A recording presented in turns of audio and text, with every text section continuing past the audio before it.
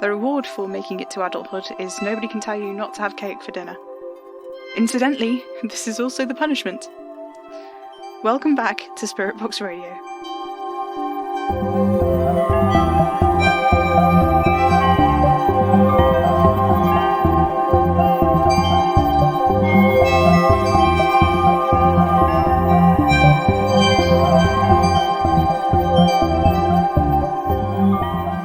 Hello, faithful listeners. I've had a busy week here in the studio. It's mostly been, organisational things, looking to see if there was anything anywhere to explain what the mystery caller last week was saying. Ghost maker. I can't find the term anywhere. So, I thought rather than anything too strenuous, we could go through the forums and have a look and see what you've all been doing. I took a look earlier and there was... Oh, the screen is blank. I must have knocked the switch. How annoying. I had everything queued up. I picked out the ones I was going to... Oof. Wait. No, it's all still plugged in and switched on. There's a little line flashing. Like the line that pops up in a Word document, Anyone know what could be wrong with this? Is it some kind of virus? Well, I suppose it's no good you putting an answer on the forums when I can't see them. Oh, my phone. Maybe I could get everything up on there? Just bear with me a moment. Oh. Faithful listeners, some words have appeared on the computer screen. I can't believe you stuck with her for all this time when all she ever did was hurt you and lie to you about who you are. She didn't love you, and I'm glad the one will keep her for himself just as she deserves. What does that mean, faithful listener? Please, You are more important than you'll ever understand. You are Samael, heir apparent. Ghostmaker. Stop, please. Whoever you are, just stop. Why can't I do this when I want to do it? Why does it only ever happen by accident?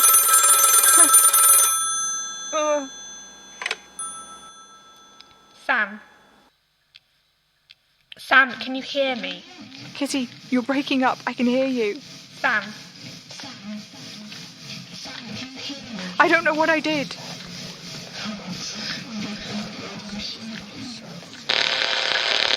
Maybe that recording machine again.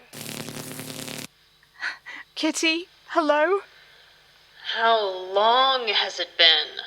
In this place, that's impossible to say. Does it matter? It's been a long time since we've seen the girl. Every time I think I work out the system, it changes.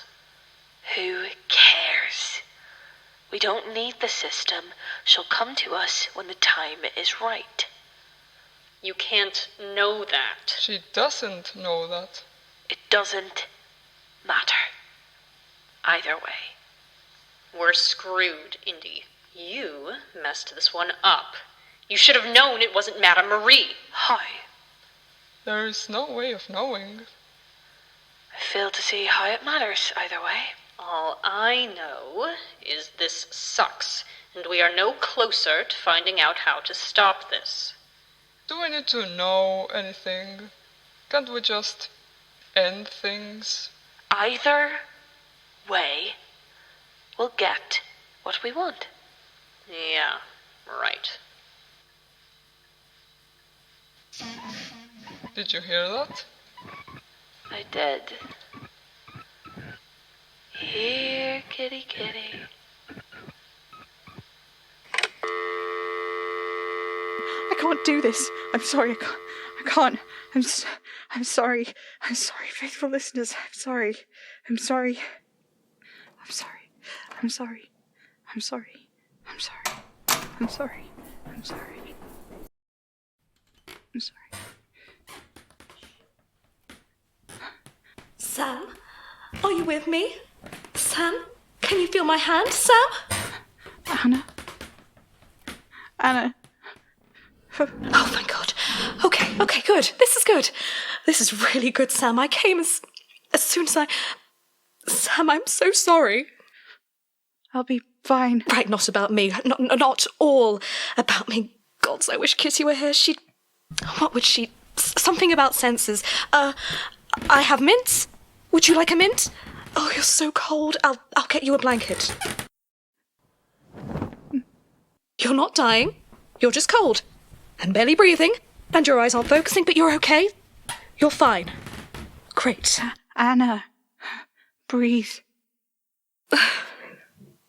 Oh, Sam, I'm so sorry. I shouldn't have gone. Not when I knew Kitty was off investigating what had happened. You don't have anyone else. It wasn't right to just leave you like that. Oh, This is embarrassing, but I've been sitting in the car outside the house every week. I blast the heating, drink some tea, read my case files. It just seems like... I don't know. It seems like when things happen to you, it's always when you're broadcasting, so... Anna, breathe. God, Sam, I'm so sorry. I'm supposed to be helping you. I've let you down so badly. I've been so selfish.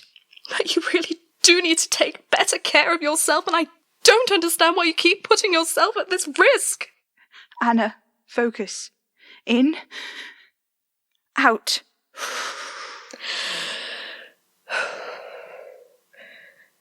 I'm so sorry. Stop apologising. Just breathe. Yes. Right. Breathe. Oh, you just look so terrible, Sam. How could I abandon you like this? You didn't. You were outside. And I'm fine, see? There's blood on your teeth. Sorry. I won't smile then. Do you need anything? Water, tea? I could make you some food. Have you been eating? I'm fine. I have water. I'm fine. Okay? Look at me. Look. I'm fine. It looks worse than it is. I know. It just happens sometimes. It's over now. I'm okay. I promise. Sam. You're doing great. You're looking after me. Thank you. Yeah? Oh, I'm a mess. I've been a mess since... Oh, I can't. Guy isn't great for conversation. He listens, but he never reflects. Sometimes feels like I'm talking to a mannequin. I know it's cruel of me to say. He's bright. He's a brilliant lawyer.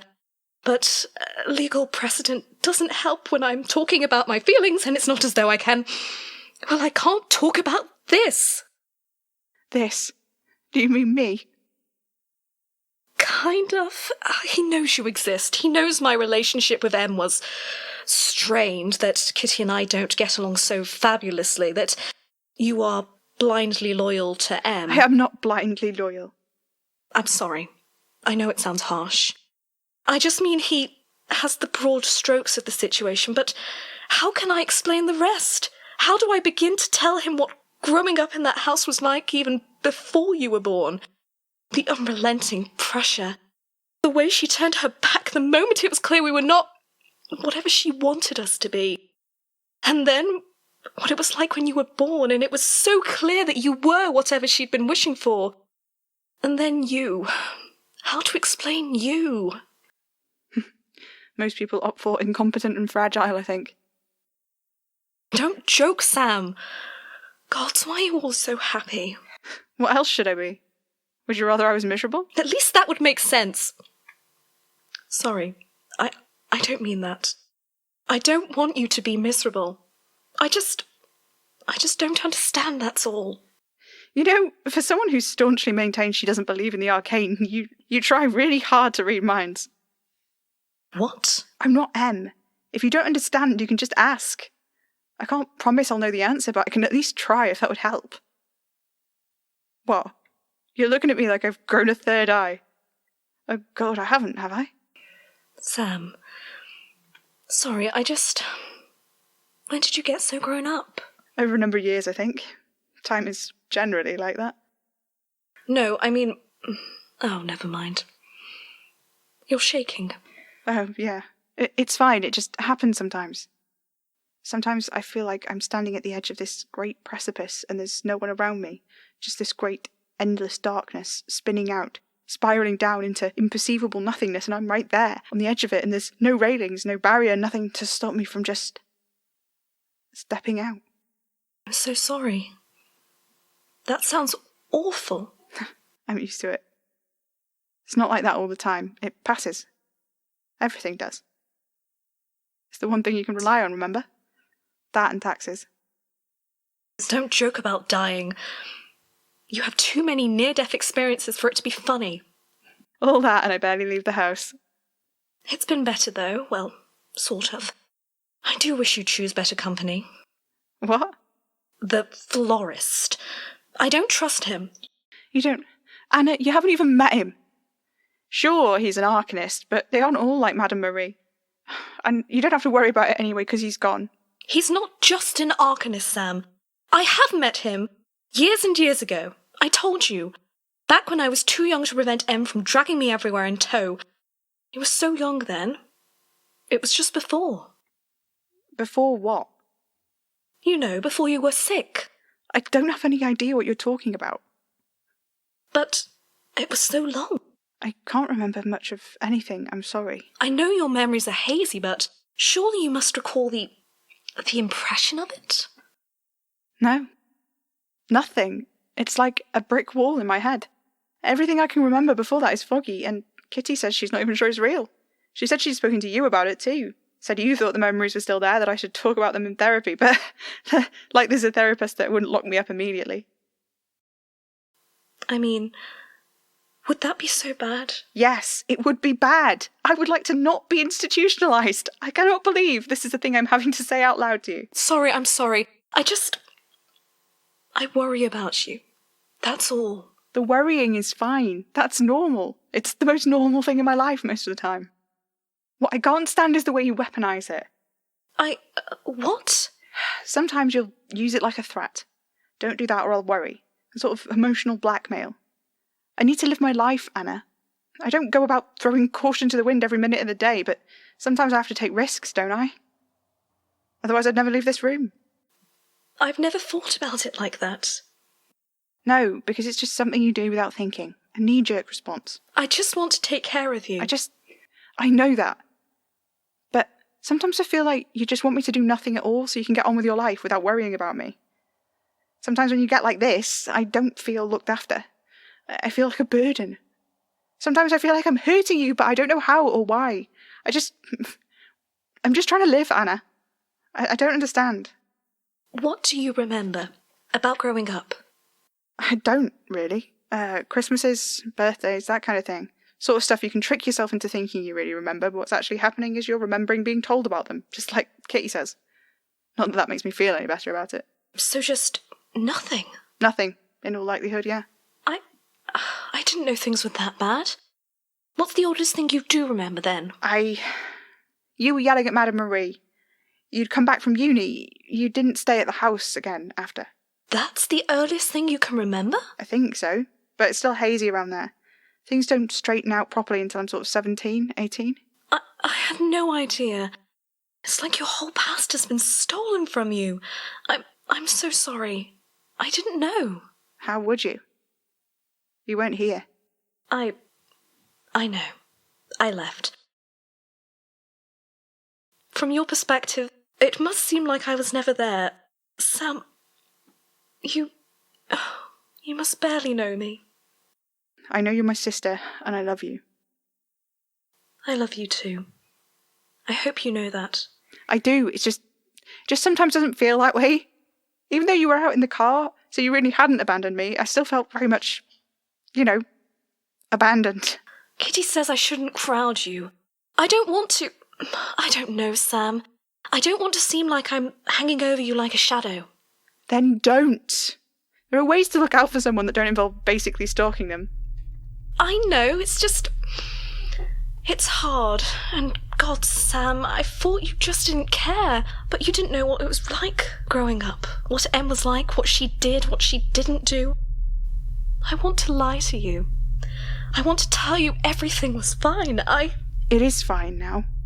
I'm fine, Anna. Whatever happened, it's not going to break me to know. Sam, So tell me about it. Well, my earliest memory is a beach. Pale golden sand. Kitty and I digging sandcastles, running into the sea with our trousers rolled up to our knees, squealing, drawing our names in the sand. And then the sun started to set. We were hungry. Madame Marie was still in her tent and the flap was closed. She was working.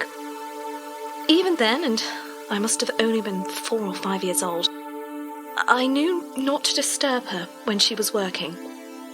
We waited by the tent. It was this dark blue thing, covered with golden lines, marking the shape of constellations. Inside, you could see the ceiling was punctured by 1,000 pinprick-sized holes. Lying on the floor looking up, it was like looking at the night sky on the clearest night you can imagine. We'd sleep there in bundles of blankets, and in the morning, Madame Marie would stuff them into the teak box where the tent was stored and kick us out to entertain ourselves. We didn't have any money. Usually Em would come out of the tent and buy us something for dinner, but often she forgot, or whatever she did with her clients, those strange, shambling, shadowy people who would slope in through tent flaps. Things would run over, and she wouldn't come out at dinner time. We got really good at rifling through bins without getting caught. Sometimes we'd shoplift, but only for little things like chocolate bars or apples, and Kitty was always so much better at it than I was. Sometimes she would let Kitty and I draw cards for her clients. The clients were always entranced by this, but Madame Marie was never satisfied. She'd sit us in front of the crystal wall for hours and hours, just sitting, waiting, watching us with a sort of wild look in her eyes. But nothing ever happened. I remember I'd see this cold disappointment in her eyes. I wanted nothing more than her to look at me with pride, with excitement. But she didn't. And as the years wore on, she took less and less of an interest in us. She no longer let us draw cards for people. She'd leave us with a weekend's worth of food, and we'd manage on our own. Of course, it was awful, but I told myself it was better than getting dragged up and down the country for no apparent reason to sit bored outside of the tower tent. At least we had TV at home. And then, one day, Em was pregnant. It was weird. I'd seen pregnant people on television. I knew people at school who'd had younger brothers and sisters. I thought it was supposed to be exciting and wonderful, and there would be cards and buying clothes and going for scans. But Em seemed, I don't know, like a wild animal. She was gone for more and more weekends and sometimes didn't come back until Monday or even Tuesday. When she was home, she barely seemed to sleep. I could tell something wasn't right, but I didn't know what to do with that information. There were only 11 months between Kitty and I. I was too young to know what it was like when she was born, so I don't know if she was this way with all of us, but I will never forget the sound she made that night you were born. Kitty was curled up in my bed, hiding under the duvets. There was a storm. It had been raging for hours. Lightning in bright veins across the sky, planted so deep the floorboards rattled. I held her hands and we promised we'd keep each other safe. And then, it wasn't a scream exactly. It was an awful, mournful wail.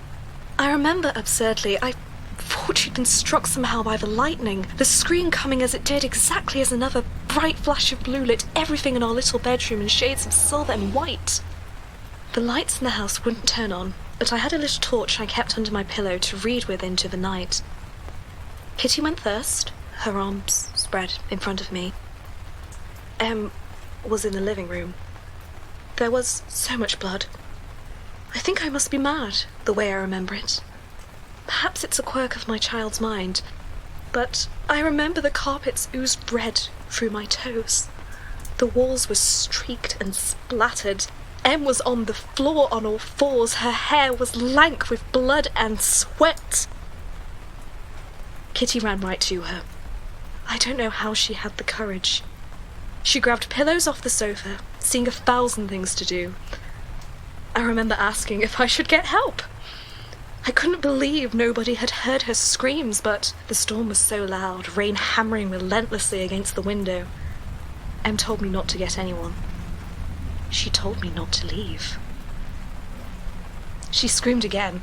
Another flash of lightning pouring through open living room curtains, and I found myself walking toward her. Everything is a blur, and then you were born. This perfect little thing, lying on the blood-soaked carpet.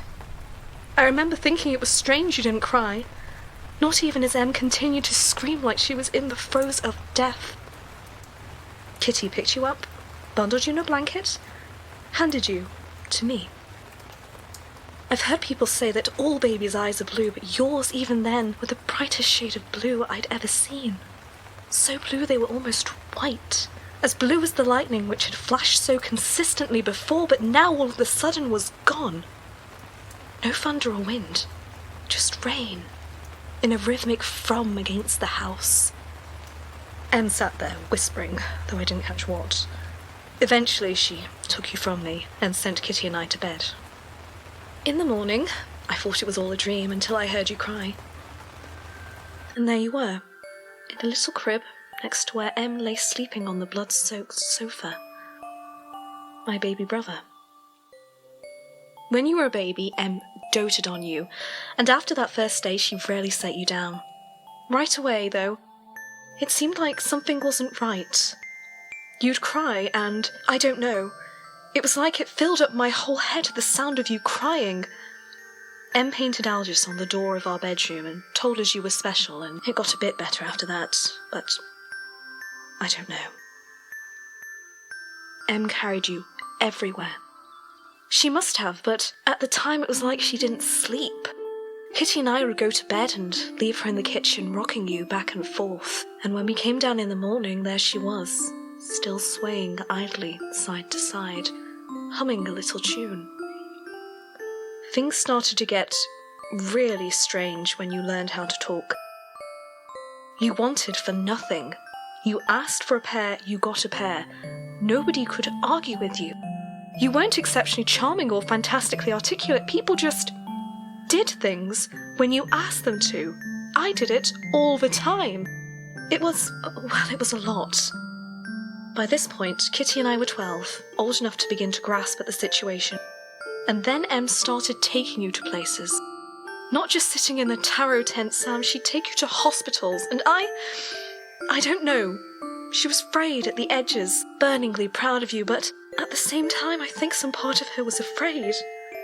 I came down one night, and she was drawing algis over and over on the floor. The walls were covered with it in white paint. The crystal ball was out on the table. I looked at it, and for the first time it seemed to shift under my gaze. And Em snapped her gaze onto me, and I froze stock still. She grabbed my wrist, told me to get Kitty. I went up and woke her. When we came downstairs, the front door was hanging open, and Em was getting into the car. I asked what was going on, and she said we were going on a trip. She wouldn't let us get dressed. She just packed us into the car in our pyjamas. Kitty fell asleep, but I couldn't. I stared at the rearview mirror, and every now and then Em would catch my gaze. Her eyes sunk in deep shadows. She said, "It's fine, Anna. Everything is fine." She said it hundreds, maybe thousands of times. By the time we stopped driving, it was morning. We were outside a small shop. The window was full of flowers. That man, Oliver, he was standing by the door. He looked at us in the back seat. Em leapt out of the car. His face transformed from one of concern to one of abject horror. Em went into the shop. I must have drifted to sleep. Oliver woke us. I remember he gave us sandwiches and bottles of pop. I was afraid to eat mine, but Kitty tucked right in. Em came out, brought us into the flower shop. She had clearly been crying. You were sat in your car seat, fast asleep. I remember there was a small cloth bag around your neck, and I wondered what it was for, but you didn't wake up, not even to stir. For a while then, things returned almost to normal. And by normal, I mean extremely strange, but in a way that I recognised, except for Em. She stopped taking you places. She left you with me and Kitty, but sometimes she locked you in your room. You'd scream, and I tried to do as you asked, but Em never left the key, so I'd just sit there and talk to you through the door until you stopped. And then it was the autumn after I turned 15. The night of your 7th birthday. I woke in the middle of the night to an awful scream. I sat bolt upright in bed. It was storming outside. Kitty was awake in her bed, staring at me motionless on the pillow. The light wouldn't turn on. In a strange sort of fugue, I remember we came down the stairs, and I don't know what I expected to see, and I couldn't make sense of it then, and I can't now. Did you... Yes, I did. You guys, move the bloody chair! Oh my god!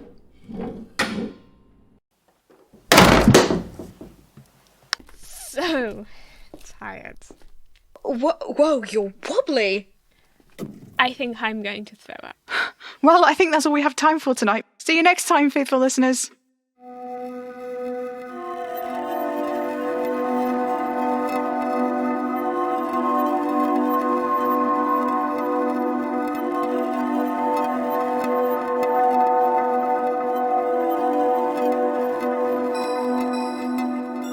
Spirit Box Radio is a podcast distributed by Hanging Sloth Studios under a Creative Commons Attribution 4.0 Share-alike international license. It was created by me, Pippin, Eira, the voice of Sam Enfield. Alex Peilober-Richardson is the voice of Anna Enfield.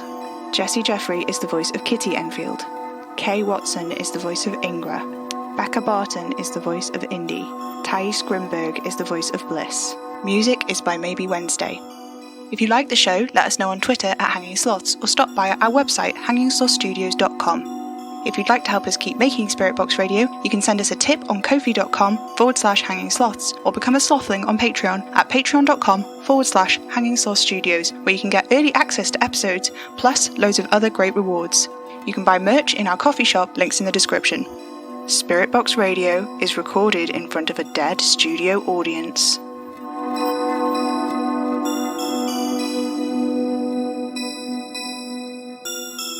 Tune in, get spooky.